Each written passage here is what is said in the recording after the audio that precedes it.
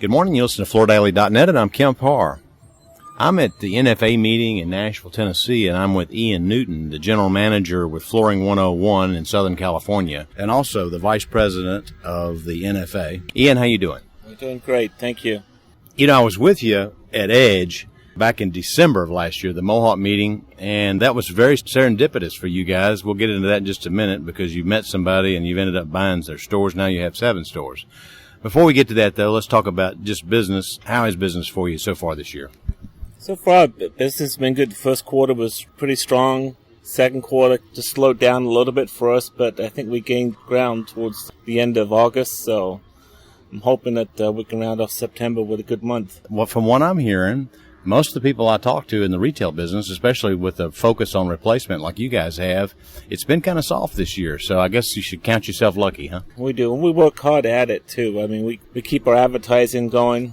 We're very aggressive. We allow our salespeople to be very aggressive. And what we did at the end of last year is we purchased a lot of inventory before the tariffs, so I think that gave us a real advantage in our market. So what kind of advertising do you do? Most of it's all lead generation, internet. That's really the primary of it. And then a little local TV. We try to hit most of the local news spots, things like that. But it's all either direct mail pieces or internet. Can you cover your 5-store area on the same TV? No.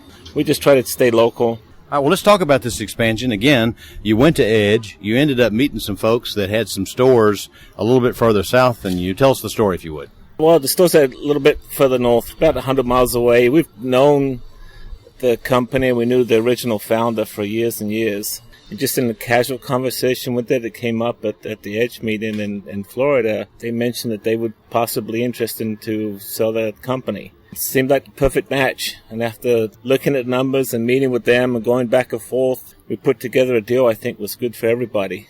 It was a very good opportunity for us to expand. We were able to purchase the buildings too, the locations. We own all the real estate that we do business out of, which obviously gives us a big advantage. So the opportunity to not only buy the business, but to be able to buy the real estate too, made it really interesting. And obviously that's what took a little bit more time to put that all together, all the financing. But fantastic opportunity for a company. We're really excited about expanding what they do. It was kind of interesting because their business and their company somewhat mirrored what we do, kind of how we go to business. I mean, obviously they own the real estate. They had a lot of inventory. They stocked a lot of inventory. And a lot of things they did, we did.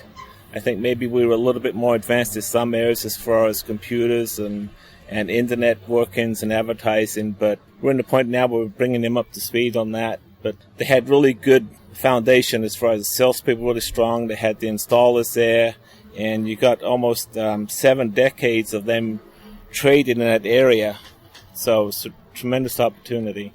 And so for what I understand, first generation had run this business for 45, 50 years or so. Yes. And it was the second generation that some were in, some weren't, and there was some real estate involved.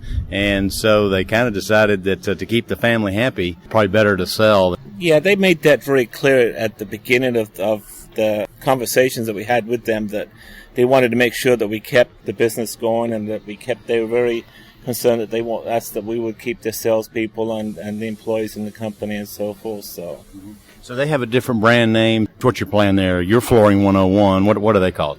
They were GNS Carpets. Originally it was a sewing company, probably, 65, 70 years ago. It started off as a U.S. sewing company, and then they changed to flooring, and it became GNS Flooring under the original founders' first names. And now it will become Flooring 101 GNS. Okay. And probably eventually it'll be just Flooring 101. So they're about 100 miles away. What have you done as far as, you've maintained the staff there. What changes within the organization? You bring in your own managers or just change the print on the checks? We brought in one manager who moved up into that area. It was a good opportunity for him. Basically, other than that, we've kept everybody the same, all the warehouse the same, staff the same, offices the same, salespeople the same. And the product mix was a close match?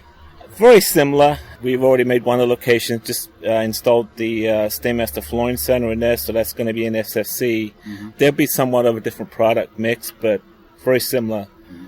And obviously we're bringing the stocking products, so we like to stock. there's one big difference, I think we'll be bringing in a lot more hard surface than what they had before.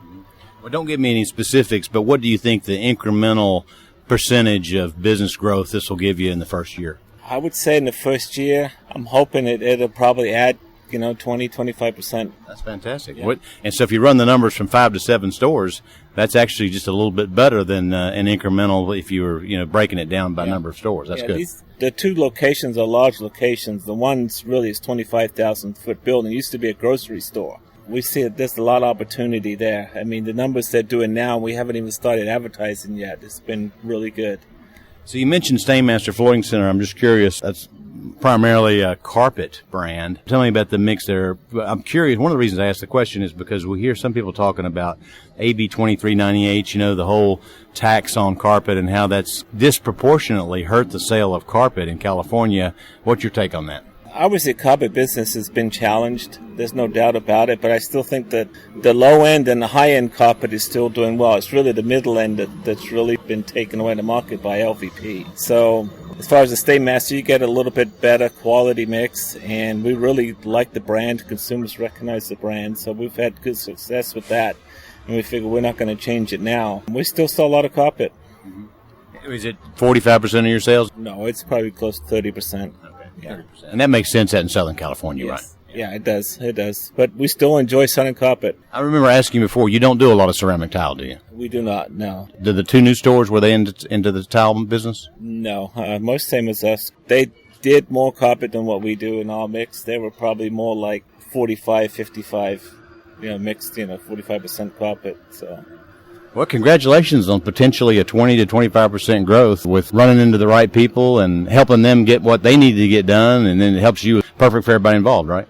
I think so. I think it's going to be win-win for everybody. All right, Ian, it's good to talk to you again. Been talking to Ian Newton, the general manager at Flooring 101, a Southern California 7-store chain of independent retail stores, and you've been listening to Kemp Harr and FloorDaily.net.